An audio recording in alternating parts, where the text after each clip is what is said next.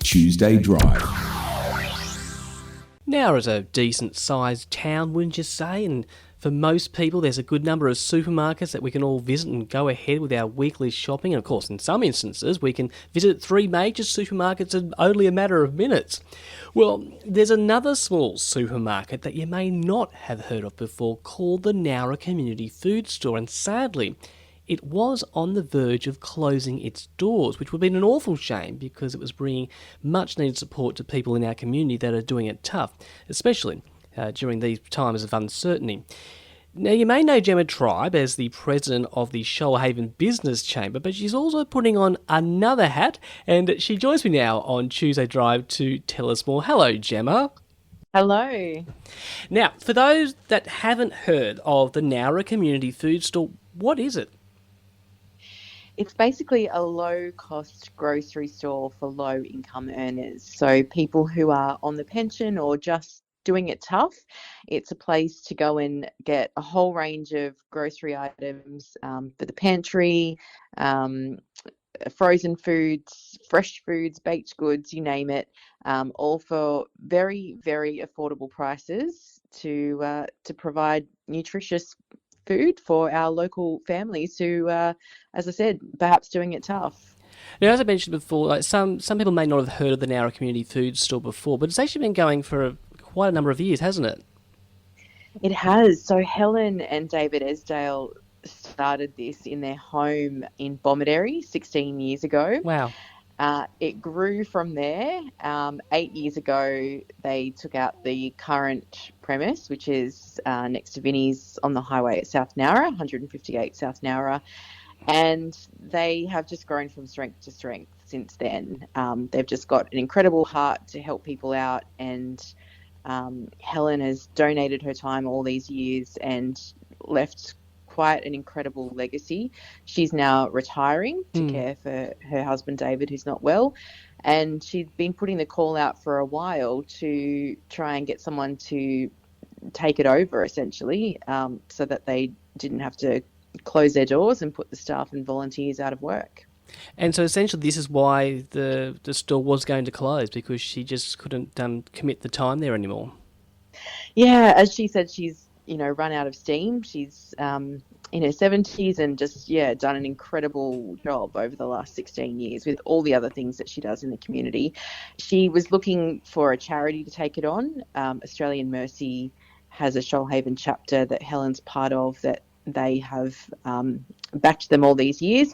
But with Helen retiring, they're no longer continuing. So they were really looking for another either enthusiastic individual or charity or someone to take it on. And you've got some good news for us, haven't you, Gemma? Yeah, that's right. It was not my intention when I walked in. I got a call saying that it was their last week and they were desperate and they were really needing someone to put up their hand and take over. I went in to basically take a photo, maybe help them get the word out. And I was just blown away by what they do there, by the staff and volunteers, their commitment. Some of them are from refugee backgrounds and this is the only job they've known. Others are just volunteer their time because they just love being part of the family there. And they were incredibly busy too. It was a really well-utilised service. And I just thought, if this closes, where do these people go? Where do these people find jobs, and where can this kind of service be offered in our community? So I kept thinking, someone has to do this, someone has to take it on, and eventually I just thought that maybe that someone is me. And I spoke to my husband, and we looked into starting a not-for-profit, registering it as a charity, ticking all the boxes that go with that, which has been a bit of a nightmare, I have to say, over the past month. But it's paying off because I'm seeing now it all coming together, and had a meeting there with staff and volunteers the other day who are just thrilled that it's going to continue. We've got the grand reopening plan, and I have to say I mentioned this for the first time probably yesterday on my Facebook to my personal followers, basically just to tell friends and family what I'm doing, because many of them didn't know. Mm. And I can't believe the reaction. Just people I know, people I don't know, even getting in touch and offering support and help in any way. This community, I've said before, is just incredible. It punches above its weight when it comes to helping others. And I shouldn't be surprised, because this is just another example of that. And it's just completely blown my mind how generous people are and how people really want to help out and give others a hand up. Actually, the one thing I noticed when I was doing a bit of research is the fact that it doesn't just appear to be people in the Shoalhaven that are excited that the doors are remaining open, but there was a comment that and I think this person was from around the Port Kembla region, who was saying that they used to have a service like this up there, but obviously once lockdowns are eased, they're actually really looking forward to coming down to Nowra and shopping at this store, because they're obviously having a tough time themselves. But the fact they're going to make this hour trip to shop there, that just blew me away. The fact that there's people outside our region that are really genuinely excited about this. So no, congratulations. Thank you. It is incredible, and I continue to meet some of the regulars and hear from some of them who do travel quite a distance to get there. And people have offered transport and others to get there, which is really generous in itself. But it seems like it's not only an essential service, but there's a great sense of community there that people are really drawn to. And it just I guess confirms to me that it would be such a shame to see that end, because once you've got that momentum and established that great sense of community, it's really hard to rebuild that once it's gone. So I'm really glad it can continue. And where do the groceries come from, Gemma? So we partner with organisations or charities like Food Bank, right. And they provide low-cost goods to us. Local supermarkets like Woolies and Aldi provide some bits and pieces each week. So we've got volunteers who go and do pick up all around the Shoalhaven to different Woolworths and Aldi stores and collect some goods.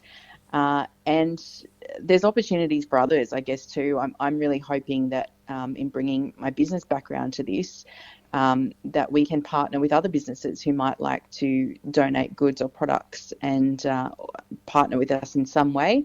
I just think it's a great opportunity to collaborate, to give something back to the community, and just to remind people that we're a social enterprise. So we're operating as a commercial entity, as a grocery store, for the social purpose of providing low cost and even free, in some cases, items to families in need. So we deliberately are a not-for-profit. We want to be sustainable, and we could use all the help we can get. So if people have ideas or want to donate or want to volunteer, then I'd love to hear from them.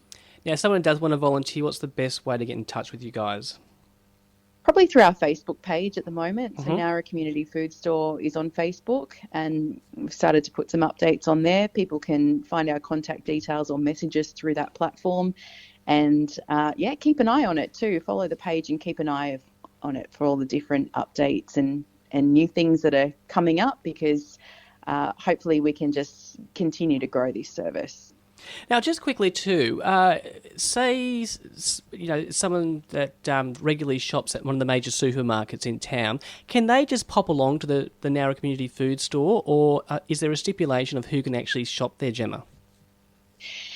We do specify it is for low-income earners, so we don't check people's Centrelink card at the door or anything like that. We realise that people's circumstances can change at any moment, and people can be in need. So, there's no judgment there. But because of what we do offer, and we want it to go as far as possible to the people in need, we do really want it to be for those who are genuinely in need. And just finally, you've got a big reopening, I understand. Yeah, absolutely. So next Monday, August 2nd, we're planning on reopening the doors, and from 10 a.m. there'll be some celebrations, a large cake, and Nice, love it. invite people to come down and help us get through that gigantic cake and have a look at everything the store has to offer.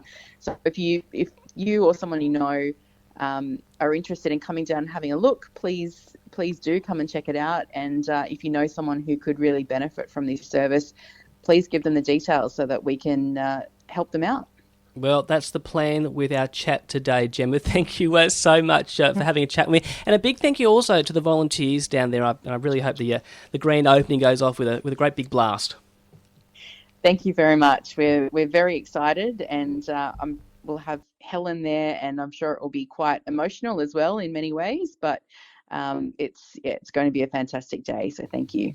And that was Gemma Tribe, President of the Shoalhaven Business Chamber and the new Public Officer of the Nowra Community Food Store. Isn't that great news too, and something positive to put a smile on many faces around the region. And don't forget, if you'd like to be a part of the official grand opening, you can head down to the store in South Nowra next Monday from 10 a.m.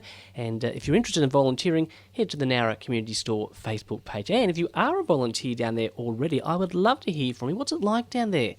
4422 1045, or you can SMS me on 0468 1045.